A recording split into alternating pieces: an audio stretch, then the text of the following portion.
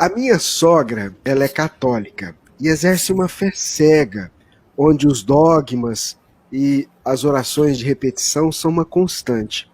Ela é muito negativa e tudo coloca defeito e só critica compulsivamente. Age assim 24 horas por dia. Como fazer para mudar uma mente tão viciada com um lado sombrio de tudo e de todos? Eu, eu acho que o primeiro ponto que a gente tem que observar aí é que o nosso papel não é mudar a vida do outro. O nosso papel não é que a gente transforme a vida das outras pessoas, mas é que a gente mude as nossas vidas.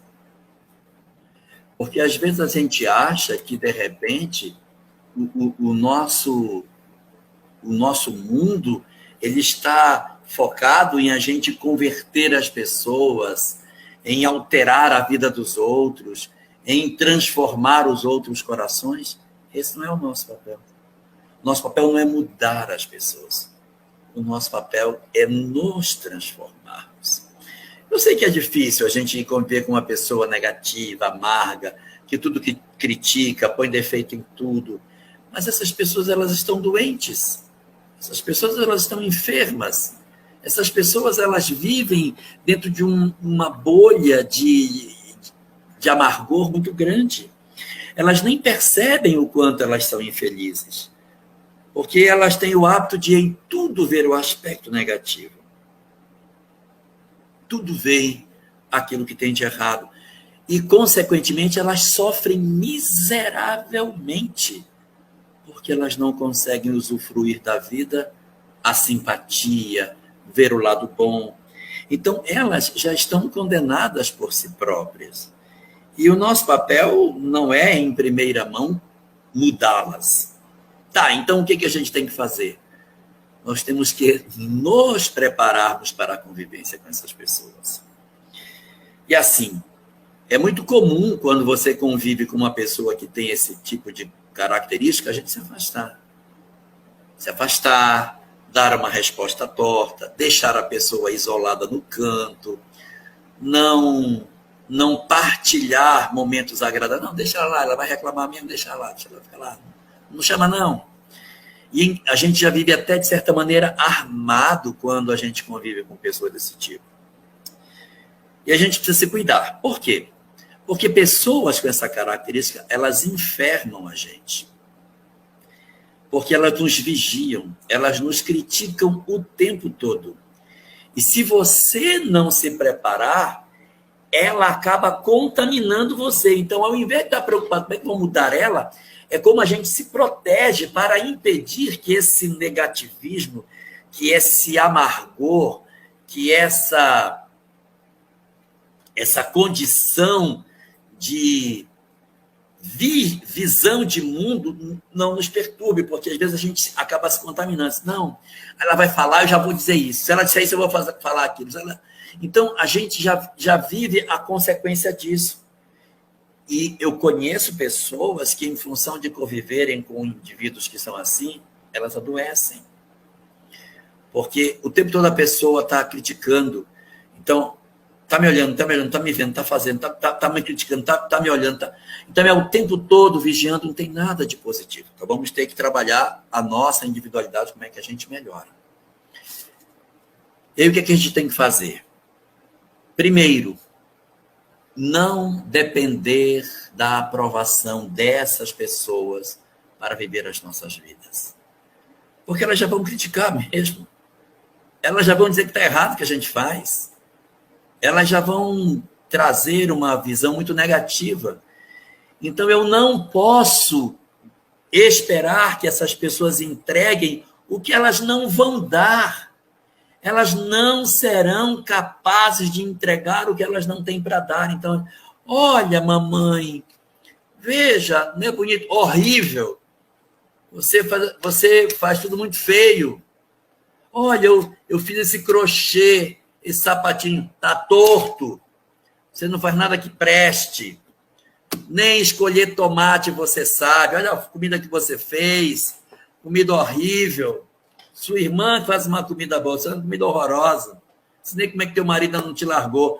Então, quando você vive com pessoas que têm essa característica de vigilância e de crítica sistemática, nós temos que nos proteger. Como é que a gente se protege? Não depender da aprovação dessas pessoas para que a gente possa encontrar validação para aquilo que a gente faz. É gostoso você ter uma pessoa que lhe valida. Eu fiz um concurso para ver se eu mudo de emprego. Não vai passar. Então, não espere da pessoa aquilo que ela não vai conseguir entregar. Como é que a gente compensa isso? Você tem que ter outros grupos de compensação. Você tem que ter um grupo de amigos que lhe entregue a validação que você precisa. Eu preciso ter um grupo de pessoas que se alegrem com as minhas alegrias e que se entristeçam com as minhas tristezas, e não ao contrário. Porque essas pessoas costumam se alegrar quando a gente está triste e se entristecer quando a gente está muito alegre. Então, para a gente não depender psicologicamente deles, a gente tem que ter um outro grupo para celebrar as nossas vitórias e para chorar as nossas tristezas. Grupo de amigos, grupo da casa espírita, grupo que a gente faz o mesmo esporte, o grupo da academia, o grupo sei lá do quê, um grupo qualquer, o grupo de ciclismo, o grupo que tem os mesmos ideais, que pensa semelhante, que celebra com a gente. E não esperar que as pessoas que pensam de maneira tão distinta possam nos fazer. Então, o ponto número 1 é não esperar aquilo que o outro não possa dar. Procure um grupo de apoio para você fazer isso. O segundo ponto, que também é essencial com relação a isso, é não guardar mágoa das coisas que a pessoa diz. Nossa, olha o que tua mãe me disse. Não acredita que a tua mãe falou tal coisa? Que absurdo. Porque você vai se armazenando mágoas, vai armazenando aborrecimentos e pode acontecer de você um dia explodir, o que não vai ser bom. Então, como a gente faz? Ponto número 2. A gente olha para a pessoa e diz, sabe por que ela é assim? Porque não recebeu amor. Porque não teve a capacidade de ninguém que lhe amasse. Viveu num ambiente hostil, um ambiente em que havia agressão, secura, desamor, e replica porque é uma pessoa infeliz. Então, o que a gente faz? A gente olha para essa pessoa como quem olha para uma pessoa que precisa de ajuda. Então, quando a pessoa diz, a gente não... Olha o que ela falou. Ela é uma pessoa que precisa de ajuda. Não pode pensar assim, não. Só que para você poder fazer isso, você tem que estar bem. Se você estiver irritado, você não pode dizer isso aí, não. Isso que você está falando está errado. A gente carrega na tinta. Então, a gente tem que estar bem para que a gente possa fazer um trabalho melhor. Então, isso é muito importante. Ponto número 3.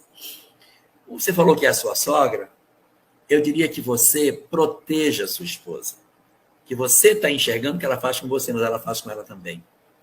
Proteja, elogie sua mulher, celebre a vida com ela, diga que ela faz as coisas bem feitas, que ela vai dizer que faz mal feito. Aí você diz que ela, nossa, está uma delícia isso que você fez. Nossa, você cozinha muito bem. Nossa, você está linda. Nossa, essa roupa ficou maravilhosa em você. Meu Deus, como você está mais bonita hoje.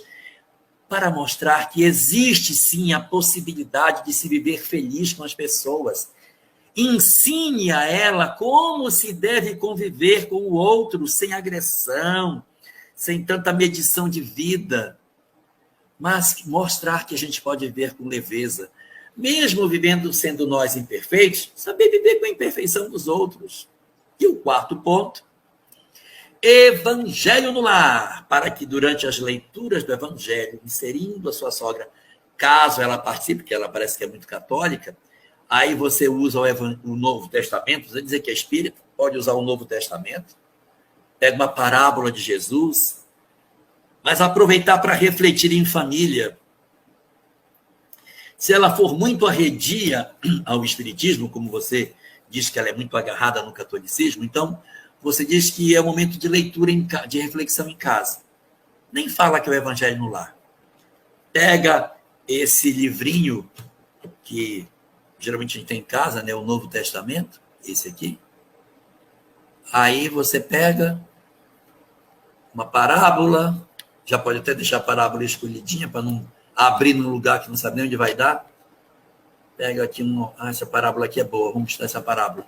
Aí lê, comenta e deixa com que se comente os aspectos morais.